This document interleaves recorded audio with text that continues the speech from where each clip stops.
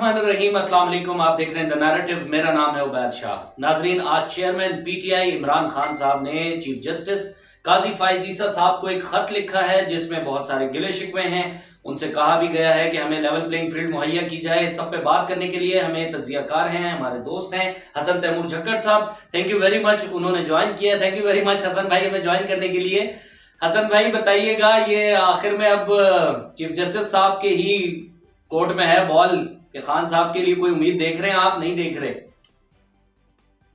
सबसे पहले देने के लिए भाईजान, चीफ जस्टिस हो या जो भी चीफ हो के नाम के साथ चीफ लगता है, वो सारे आपको पता है आजकल बिल्कुल एक मुठ है। इसलिए उन्होंने जो खान साहब है, उनका मकसद ये है कि कानून के दायरे में रहते हुए अपनी जद्दोजहद से उन्होंने केसेस का सामना किया और जिस तरह तमाम पिछले साल से जो भी एक चीजें चल, इमरान खान की कोशिश है कि वो अपनी आईनी जो मुताबिक चला जाए, लेकिन हालात ऐसे नजर आ नहीं रहे। जो आज उनकी दरखास्त है बेसिकली आप समझ जवाब है कि जिस तरह कुछ अर्सा पहले दूसरी पार्टी जो है एक पार्टी लेवल प्लेइंग फील्ड मांगती थी, आज इमरान खान साहब ने भी उसी की आप कह लें कि उसी की याद कराया कि भाईजान अगर लेवल प्लेइंग फील्ड मांगते हैं तो हमें भी लेवल प्लेइंग फील्ड दी जाए। और साथ ही साथ उन्होंने एक इशारा ये भी किया है कि इंतखाबात कराए जाए।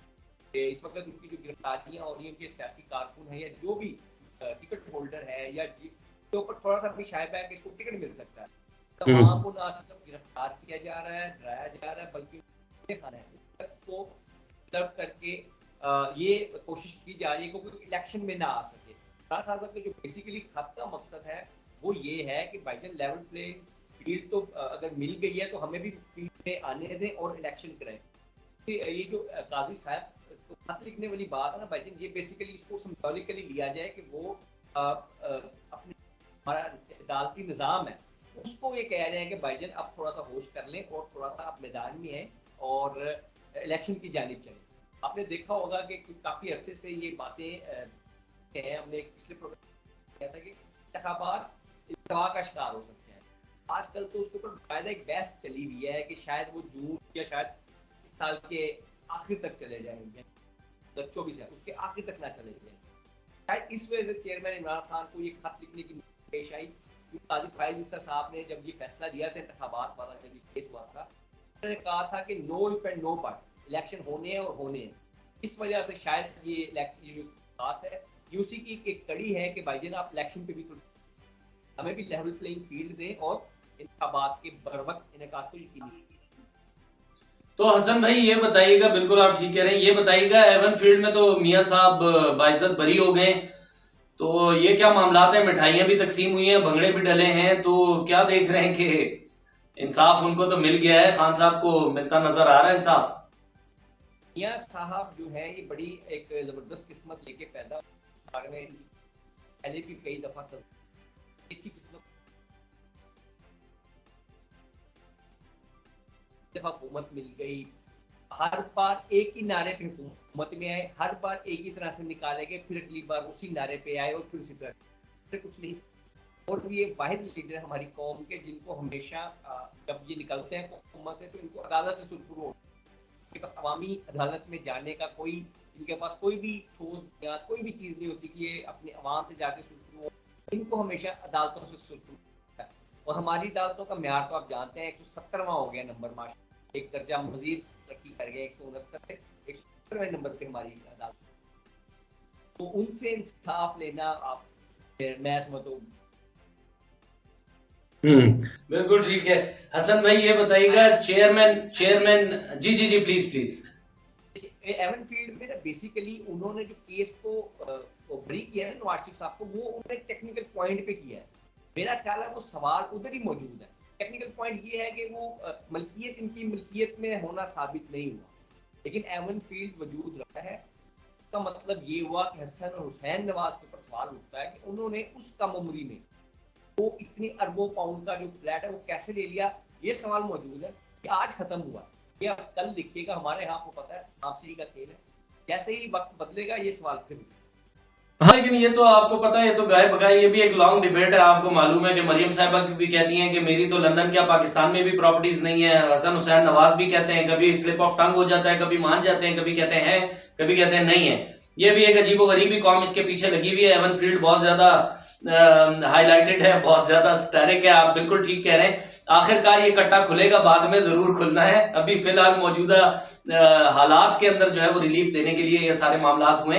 हसन भाई ये बताइएगा, चेयरमैन पीटीआई के हवाले से बहुत ज्यादा जो पीटीआई के सपोर्टर्स हैं, वोटर्स हैं, कारकुनान भी हैं, वो सारे के सारे एक अजीबोगरीब एक स्टेट ऑफ माइंड में है कि चेयरमैन पीटीआई अब इमरान खान साहब नहीं रहे, बैरिस्टर गौहर बन चुके हैं। बैरिस्टर गौहर के बयानात हैं कि नहीं जी मैं कायम मकाम चेयरमैन हूं।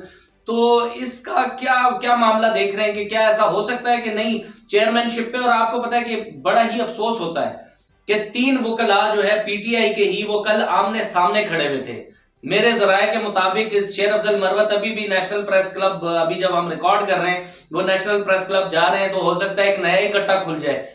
तो ये आपस में भी डिसिप्लिन इनके अंदर कोई नहीं रहा, खान साहब के होते हुए भी नहीं था। ये मैं बड़ा इनको, आपने भी बड़ी तनकीद की है, मैं इसलिए आपसे सवाल कर भी रहा हूं, वरना तो अगर कोई बायस हो वो तो सुनने को तैयार नहीं होता ना, वो तो कहते हैं नहीं जी ऐसा नहीं वैसा नहीं। बेड़ा गर्क भी किया है इन लोगों ने, अपने बंदों ने भी। शेर अब्दुल मरवत साहब जो है, मैं तो इनका पहले दिन से मैं समझता हूँ कि मुझे उनकी मौजूदा मीडिया पे इतना सामने आना वैसे दो वजह से पसंद नहीं आ रहा। एक तो अचानक इनका सामने आना, दूसरा इनका जो रवैया है, इनका रवैया कतन भी एक सोबत या कतन भी एक ऐसी पर्सनैलिटी का नहीं है जिसपे कोई जिम्मेदारी डाली जाए, प्रोफेशनल नहीं है का शो। इसमें इनका जो रिएक्ट है, मैं बिल्कुल उसकी तब भी मजम्मत की थी, अब फिर ऑन रिकॉर्ड मजम्मत कर। वो निहायत ही सस्ता एक कह सकते हैं कि शोहरत लेने का सिर्फ एक स्टंट था। वो बिल्कुल को जाए, इनको बिल्कुल जेब नहीं देता था कि जब आप एक बहस कर रहे हैं, मुकालमा कर रहे हैं आप, वो चाहे वो दूसरी तरफ से भी आप भी जुबान से दें, आपको हाथ से नहीं जाना चाहिए था। तो मरवत साहब वो इस तरह का, वो मैं कहता हूँ कि चाइना का मिसाइल है जो अपने ही कैंप में फट जाता है। इससे तो हमें अवॉइड करना चाहिए। बात यह है कि जो आप उन्होंने कहा गौहर को, बैरिस्टर गौहर साहब को जो बनाया है उन्होंने, भाई ये बेशक ये एक तरह से आप समझ लेंगे केयर टेकर चेयरमैनशिप दी है, और ये वो मामला हो गया जैसे कुछ अर्सा पहले कायदे आशिफ के साथ हुआ था, और उससे पहले अल्ताफ हुसैन बड़े तवील अरसा उसको भुगतते रहे हैं। तो ये कोई अनहोनी चीज नहीं है, इससे पार्टी के ऊपर कंट्रोल होने का मुझे तो डर नहीं है, क्योंकि देखें जो पार्टी है ना तरीके इंसाफ, वो हम शुरू से बात करते हैं, वो वन मैन है। आज एक बंदे को इधर उधर कर दें, ये सारी पार्टी बिखर जाएगी। ये जो जितना भी नजरिया है, ये बेसिकली खान की, अगर कल को कोई इसका टेक्निकल एज, वो ये टेक्निकली ये नुकसान लेना चाह रहे हैं कि उनको इंतखाबात में हिस्सा नहीं लेने देंगे, उनकी जगह एक डमी सेटअप चलेगा जिसको काबू करना निस्बतन आसान होगा।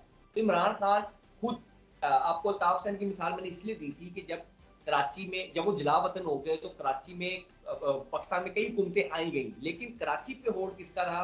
अल्ताफ हुसैन। तो मैं समझता हूँ कि क्योंकि लोग उसको सुनना चाहते थे तब, आप समझते हैं, या दहशत थी, या जो भी उनका मैकेनिज्म था। इमरान खान की जो फैन फॉलोइंग है, या इमरान खान को जो पसंद करते हैं, वो उनको सुनना चाहेंगे, तो पार्टी लामाला उनके अंदर ही चलेगी। पर कैफ ये आंसर मौजूद रहेगा, ये ज़हन में रखिएगा कि पिछले दिनों बड़ा हमने कई चीज़ें देखी जिसमें पार्टी कायद की किरदार के ऊपर बल्कि अदालत में समातें तक हुई हैं, हुआ कि उसकी मदद वोट ही। तो ये उनका बेसिकल स्ट्रेटजी है कि अगर हम किसी और को चेयरमैन बना दें तो उसको मैनेज करना इमरान खान की निस्बत आसान होगा। बहरहाल ये मैं समझता हूँ कि अच्छा एक अमल है कि उन्होंने वर्कर को, यानी कैसा गुमनाम शख्स जिसको पहले खुदे रहने लगा दिया गया था, ये भी आपके शायद इल्म में है कि नहीं? जी जी जी जी जी। लेकिन जिस वक्त इक़्तिदार में तो ये खुदे लाइन में थे, पर इस दफा ऐसे लोगों को चुना जा रहा है जो वर्कर होने की वो रखते हैं छाप। हसन भाई बिल्कुल ठीक कह रहे हैं वो। इसी के साथ मेरा एक आखिरी सवाल ले लें। असद उमर साहब ने इलेक्शन कमीशन में बयान का कहा है कि मैं बयान भी अपना रिकॉर्ड करा रहा हूं और सियासत को खैर बात कह चुका हूं, तो क्या ये महज एक इत्तेफाक है कि इसी मौके पे ही, आपको पता है लालच भी बहुत ज्यादा है पीटीआई में, खान साहब के इर्द गिर्द जो लोग हैं उनमें बेतहाशा लालच पाई जाती है, इक्तदार बड़ा एंजॉय किया उन लोगों ने, हम सबको ही पता है। अब ये असद उमर साहब की कहीं ये कड़ी तो नहीं है कि अचानक इलेक्शन कमीशन में भी वो बयान जमा करा रहे हैं कि जी मैं सियासत को खैर बात कह चुका हूं, जबकि वो भी सोच रहे होंगे कि यार हो सकता है चेयरमैन मुझे ही बना देते। मैं तो देखा जाता था, मसला इस वक्त ये है कि सिर्फ असद उमर ही नहीं, ऐसे बहुत सारे ऐसे बंदे हैं, इलेक्टेबल्स हैं, या ऐसे बहुत सारे अच्छे लोग हैं जो प्रेशर नहीं बर्दाश्त कर सके या किसी मसले की वजह से अचानक खामोश हो गए, और वो इस इंतजार में है कि जब अच्छा वक्त लौट के आए तो सियासत में कूदे।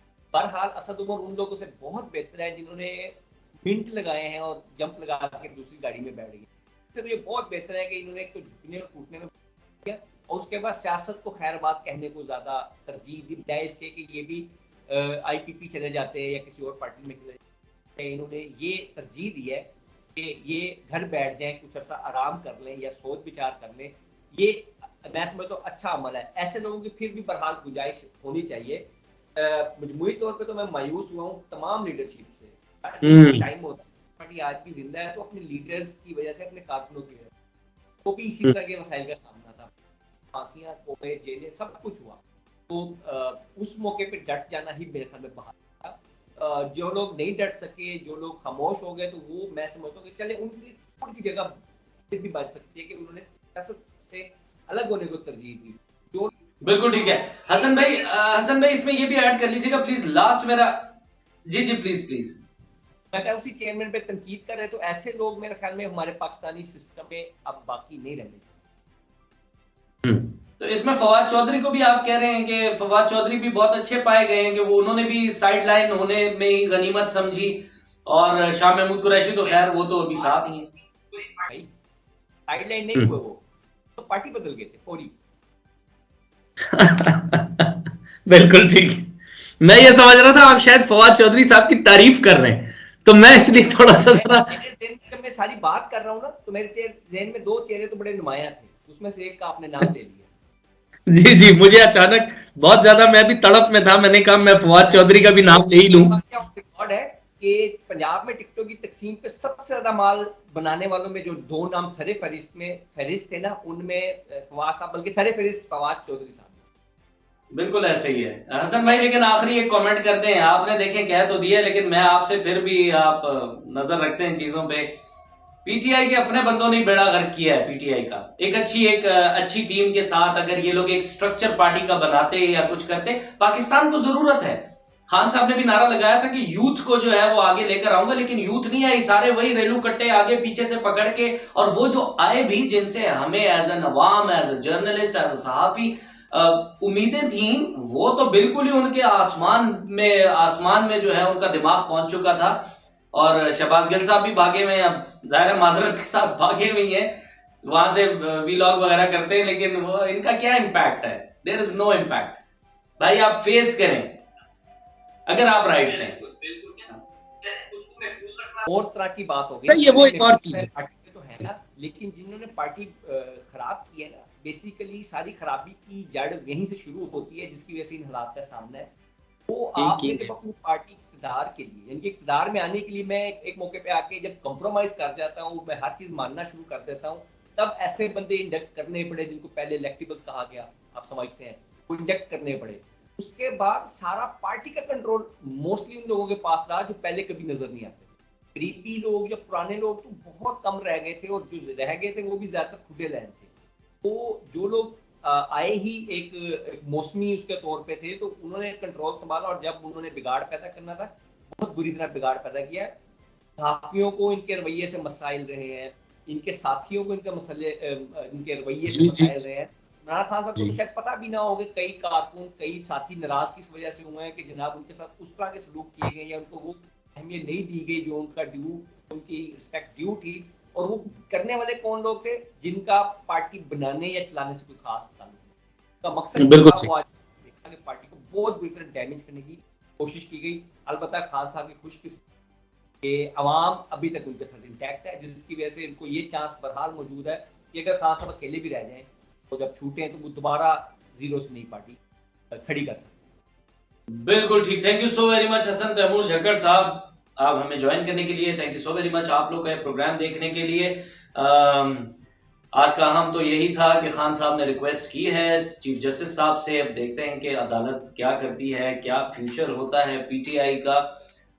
तज्जिया तो हम कर ही रहे हैं, बातें भी कर रहे हैं, अपने तज्जिए ही दे सकते हैं, बाकी रिक्वेस्ट कर सकते हैं जुडिशरी को भी और पार्टी को भी, डिफरेंट पॉलिटिकल पार्टीज को भी, कि भाई पाकिस्तान का सोचें। अल्लाह ताला पाकिस्तान का हामी और नासिर हो। अपना बहुत सारा ख्याल रखिएगा। अल्लाह हाफिज।